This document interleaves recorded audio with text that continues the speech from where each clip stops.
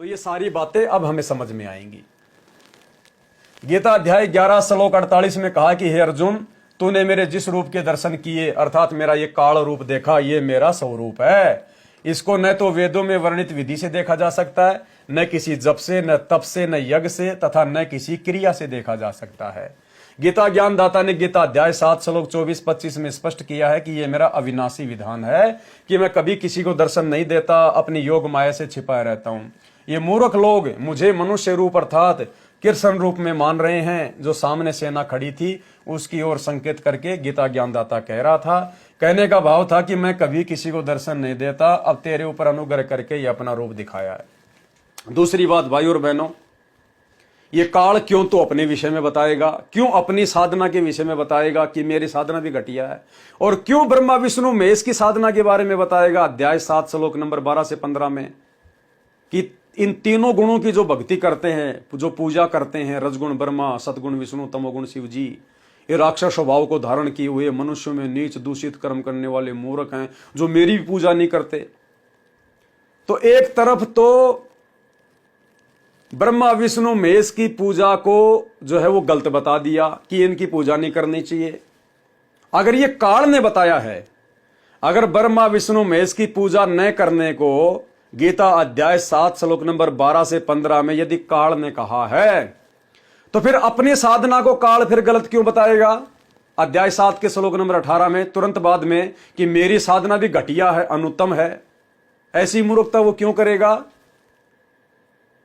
अरे कोई आदमी किसी के बारे में कहे कि साहब आप इससे अपनी बेटी का रिश्ता मत करो, ये तो चोर है, डाकू आदमी है, और 2 मिनट बाद में कह दे कि साहब मैं भी डाकू, मैं भी डाकू, मैं भी चोर हूं, तो ऐसी मूर्खता कौन करेगा? काल क्यों तो अपने बच्चों की साधना को गलत बताएगा और क्यों अपनी साधना को गलत बताएगा? तो ये सारी दया सतगुरु रामपाल जी भगवान की है, परमेश्वर की है। इस परमेश्वर ने सारा का सारा इसका पाखंड उजागर किया है। परमेश्वर ने देखा कि बेटा तूने 5वें वेद को नष्ट किया था ना, अपने मन में 1.5 शाना बन गया था ना तू, और इस काल ने कहा था कि जाओ जोग जीत संसारा, जीव ना समझे कहा तुम्हारा, कि कोई तेरी बात नहीं मानेगा, तो कुछ भी कर लेना, मैं सबको भ्रमित कर दूंगा। क्योंकि इसने 5वें वेद को नष्ट कर दिया और यहां आकर ब्रह्मा विष्णु महेश की भक्ति पे लगा दिया, देवी देवताओं की भक्ति पे लगा दिया, भूत पूजा पे लगा दिया। तो बोला जाओ जोग जीत संसारा, अब जीव ना माने कहा तुम्हारा। तो परमात्मा ने कहा था बेटा वो मेरा काम है, मैं कैसे अपनी आत्माओं को समझाऊंगा। तो काल ने तो परमात्मा की जानकारी को छुपाया, नष्ट किया, लेकिन परमेश्वर ने अब देखो परमेश्वर ने क्या लीला खेली गीता जी के ज्ञान के माध्यम से। परमेश्वर ने सारा का सारा मैटेरियल उजागर कर दिया, सारा का सारा उसकी जड़ें दिखा दी परमात्मा ने कि तू भगवान का नामो निशान मिटाना चाह रहा था ना, कि किसी को जानकारी नहीं होने दूंगा मैं भगवान की, मैं परमात्मा की, सबको भ्रमित कर दूंगा, किसी को सतलोक का रास्ता नहीं बताऊंगा। ले बेटा तेरा ही नाम लेके अब मैं बताऊंगा दुनिया को। तो नाम हो गया काल का, और सतगुरु रामपाल जी भगवान ने पूरा रास्ता सतलोक का और गीता जी के ज्ञान में ब्रह्मा विष्णु महेश की पूजा से लेकर काल की पूजा से लेकर कि बेटा तूने मेरा ही नाम ले लेके जीवों को तूने भ्रमित किया ना कि भक्ति तो करेंगे आपकी कबीर की, लेकिन रास्ता नहीं होगा, मंत्र नहीं होंगे, भक्ति आपकी नहीं होगी। तो ले बेटा मैं भी ऐसा ही खेल खेलूंगा। गीता जी में नाम तो लेंगे लोग तेरा कि काल ने गीता का ज्ञान दिया, ब्रह्म ने गीता का ज्ञान दिया, श्री कृष्ण ने गीता का ज्ञान दिया, और बेटा तुम्हारे माध्यम से ही तुम्हारी सारे पाखंड की पूरी जानकारी मैं दुनिया के सामने लाके रख दूंगा। तो आज परमेश्वर ने वही कर दिखाया, और पूरी की पूरी जानकारी जिस काल ने छुपाई थी, आज उसी काल की आड़ में परमात्मा ने पूरी की पूरी जानकारी सतलोक की, अपने विषय में तत्वदर्शी संत की, काल की घटिया भक्ति की, ब्रह्मा विष्णु महेश की घटिया भक्ति की, इसके जन्म और मरण के बारे में सब कुछ बता दिया परमात्मा ने, सब कुछ। तो भाई और बहनों, ये बहुत बड़ी दया, बहुत बड़ी मेहर सतगुरु रामपाल जी भगवान की आप और हम आत्माओं के ऊपर है। ये मेरा विनाशी विधान है कि मैं कभी किसी को दर्शन नहीं देता, अपनी योग माया से छिपा रहता हूं। ये मूर्ख लोग मुझे मनुष्य रूप अर्थात कृष्ण रूप में मान रहे हैं, जो सामने सेना खड़ी थी उसकी ओर संकेत करके गीता ज्ञानदाता कह रहा था। कहने का भाव था कि मैं कभी किसी को दर्शन नहीं देता। देखो बार बार गुरुजी यही दर्शन वाली बात को लिख रहे हैं, क्योंकि परमात्मा ने दास को प्रेरणा करके आज यही कंसेप्ट क्लियर करवाना था। भाई और बहनों, इसी को कहते हैं परमात्मा का निमित्त बनना, परमात्मा का कुत्ता। अल्लाह मेहरबान तो पवनदास गधा पहलवान। गुरुदेव के आशीर्वाद से, उनकी रजा से, उनकी विशेष सत्प्रेरणा से ही दास इन शब्दों के पीछे छुपी हुई उनकी गुप्त लीला को आप भाई बहनों के सामने उजागर कर रहा है। इसमें मेरा किसी प्रकार का कोई रोल नहीं है भाई और बहनों। अब तेरे ऊपर अनुग्रह करके ये अपना रूप दिखाया है। भावार्थ, वेदों में वर्णित विधि से तथा अन्य प्रचलित क्रियाओं से ब्रह्म प्राप्ति नहीं है, इसलिए उस चुनक ऋषि को परमात्मा प्राप्ति तो हुई नहीं, सिद्धियां प्राप्त हो गई। ऋषियों ने उसी को भक्ति की अंतिम उपलब्धि मान लिया। जिसके पास अधिक सिद्धियां होती थी वह अन्य ऋषियों से श्रेष्ठ माना जाने लगा। यही उपलब्धि चुनक ऋषि को प्राप्त थी। एक मानधाता चक्रवर्ती राजा, जिसका राज्य पूरी पृथ्वी पर हो ऐसा शक्तिशाली राजा था, उसके पास बेहतर अक्षौणी सेना थी। राजा ने अपने अधीन राजाओं को कहा कि जिसको मेरी पराधीनता स्वीकार नहीं वे मेरे साथ युद्ध करें। एक घोड़े के गले में एक पत्र बांध दिया कि जिस राजा को राजा मानधाता की अधीनता स्वीकार ना हो वो इस घोड़े को पकड़ ले और युद्ध के लिए तैयार हो जाए। पूरी पृथ्वी पर किसी भी राजा ने घोड़ा नहीं पकड़ा। घोड़े के साथ कुछ सैनिक भी थे। वापस आते समय ऋषि चुनक ने पूछा कि कहां गए थे। उत्तर मिला कि पूरी पृथ्वी पर घूमकर आए हैं, किसी ने घोड़ा नहीं पकड़ा, किसी ने राजा का युद्ध नहीं स्वीकारा। ऋषि ने कहा कि मैंने यह युद्ध स्वीकार कर लिया। अब यहां पर परमात्मा जिंदा महात्मा रूप में धर्मदास जी को बता रहे हैं कि काल की ओम नाम की वेदों के अनुसार साधना करने वालों को भी ये कैसे ठगता है। सैनिक बोले कि हे कंगाल, तेरे पास दाने तो खाने को है नहीं और युद्ध करेगा महाराजा मानधाता के साथ। ऋषि चुनक ने घोड़ा पकड़कर वृक्ष से बांध लिया। मानधाता राजा को पता चला तो युद्ध की तैयारी हुई। राजा ने बेहतर अक्षौणी सेना की 4 टुकड़ियां बनाई। ऋषि पर हमला करने के लिए एक टुकड़ी 18 अक्षौणी यानी 18 करोड़ सेना भेज दी।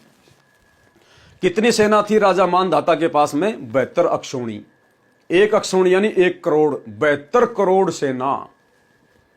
तो जैसे हमने जिक्र किया था अभी थोड़ी देर पहले कि अगर 12 करोड़ लोगों को मरवाने के लिए अगर काल ने अर्जुन को दर्शन देने पड़ गए तो फिर भाई 72 करोड़ सेना मरवाने के लिए तो चुनक ऋषि को फिर तो काल ने 20 बार दर्शन देने चाहिए थे। फिर तो 20 बार दर्शन देने चाहिए थे। तो महाभारत के युद्ध में वो दर्शन काल ने नहीं दिए। अब आपकी समझ में आ गया होगा। ऋषि पर हमला करने के लिए एक टुकड़ी 18 अक्षौणी अर्थात 18 करोड़ सेना भेज दी। दूसरी ओर ऋषि ने अपनी सिद्धि से 4 पुतलियां बनाई। एक पुतली छोड़ी जिसने राजा की 18 अक्षौणी सेना का नाश कर दिया। राजा ने दूसरी टुकड़ी भेजी। ऋषि ने दूसरी पुतली छोड़ी, उसने दूसरी टुकड़ी 18 करोड़ सेना का नाश कर दिया।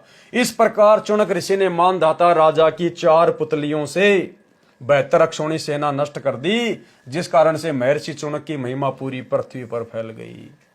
लो जी, काल ने महाभारत का युद्ध तो बहुत दिन चला था और यहां तो 2-4 दिन में ही राजा मानधाता की 72 करोड़ की सेना खा गया काल, जबकि अपना रूप भी नहीं दिखाया उसने। तो भाई गीता जी में काल रूप दिखाना सतगुरु रामपाल जी भगवान की आप और हमारे ऊपर एक विशेष मेहर थी। हे धर्मदास, जिंदा रूपधारी परमात्मा बोले, ऋषि चुनक ने जो सेना मारी ये पाप कर्म ऋषि के संचित कर्मों में जमा हो गए। ऋषि चुनक ने जो ओम नाम एक अक्षर का जाप किया वह उसके बदले ब्रह्मलोक में जाएगा, फिर अपना ब्रह्मलोक का सुख समय व्यतीत करके पृथ्वी पर जन्मेगा। जो हठ योग तप किया उसके कारण पृथ्वी पर राजा बनेगा। तप से राज मदमानम जन्म तीसरे शुक्र समानम। तप से फिर राज्य प्राप्ति होती है। फिर मृत्यु के उपरांत कुत्ते का जन्म होगा। जो 72 अक्षौणी सेना मारी थी वह अपना बदला लेगी। कुत्ते के सिर में जख्म होगा और उसमें कीड़े पड़कर 72 अक्षौणी सेना अपना बदला चुकाएगी। यह है काल की उत्तम साधना। इसलिए गीता अध्याय 7 श्लोक 18 में कहा गया है कि मेरी साधना ब्रह्म साधना भी अनुत्तमाम यानी घटिया है। इसलिए हे धर्मदास, गीता ज्ञानदाता ब्रह्म ने अपनी साधना से होने वाली गति को अनुत्तम अश्रेष्ठ कहा है। अब सोचो भाई और बहनों, काल इतनी बड़ी अपनी कमजोरी, अपनी भक्ति के बारे में लोगों को कैसे बताएगा? वो तो गुमराह करके रखता है जीवात्माओं को, उसका तो काम ही है। तो ये सारी जानकारी सतगुरु रामपाल जी भगवान ने आप और हम जीवात्माओं पर दया बख्शी, जो गीता के माध्यम से दी है। फिर सवाल किया धर्मदास जी ने, सवाल धर्मदास जी का, हे जिंदा, मैंने एक महामंडलेश्वर से प्रश्न किया था कि गीता अध्याय 18 श्लोक 62 में भगवान कृष्ण जी ने किस परमेश्वर की शरण में जाने के लिए कहा है। उस मंडलेश्वर ने उत्तर दिया था कि भगवान श्री कृष्ण के अतिरिक्त कोई भगवान नहीं है, कृष्ण जी ही स्वयं पूर्ण परमात्मा है, वे अपनी ही शरण में आने के लिए कह रहे हैं, बस कहने का फेर है। हे जिंदा जी, कृपया मुझ अज्ञानी का भ्रम निवारण करें। तो क्या उत्तर दिया जिंदा रूप में कबीर परमात्मा सतगुरु रामपाल जी ने? उत्तर जिंदा बाबा परमेश्वर का, हे धर्मदास, ये माला डाल हुए हैं मुक्ता, सटदल उआ बाई बक्ता। ये बड़े बड़े साधु संत महामंडलेश्वर शंकराचार्य, ये अपने गले में बड़ी बड़ी रुद्राक्ष की या मोतियों की माला डालकर अपने आप को मोक्ष प्राप्त समझ बैठे हैं। ये माला डाल हुए हैं मुक्ता, सट दल उआ बाई बगता। ये जो 6 दल है ना इनके, गिरिपुरी, नागा, वैष्णव, ओगड़ हैं, ये सब उआ बाई बगते हैं, इनके पास कोई वास्तविक ज्ञान नहीं है। आपके सर्वमंडलेश्वर अर्थात शंकराचार्य अटपट करके भोली जनता को भ्रमित कर रहे हैं। कह रहे हैं कि गीता ज्ञान दाता गीता अध्याय 18 श्लोक 62 में अर्जुन को अपनी ही शरण में आने को कहता है। ये बिल्कुल गलत है, क्योंकि गीता अध्याय 2 श्लोक 7 में अर्जुन ने कहा कि हे कृष्ण, अब मेरी बुद्धि ठीक से काम नहीं कर रही है, मैं आपका शिष्य हूं, आपकी शरण में हूं, जो मेरे हित में हो वह ज्ञान मुझे दीजिए। हे धर्मदास, अर्जुन तो पहले ही श्री कृष्ण जी की शरण में था, इसलिए गीता अध्याय 18 श्लोक 62 में गीता ज्ञानदाता ने अपने से अन्य परम अक्षर ब्रह्म की शरण में जाने के लिए कहा है। गीता अध्याय 4 श्लोक 3 में गीता ज्ञानदाता ने कहा है कि हे अर्जुन, तू मेरा भगत है, इसलिए ये गीता शास्त्र सुनाया है।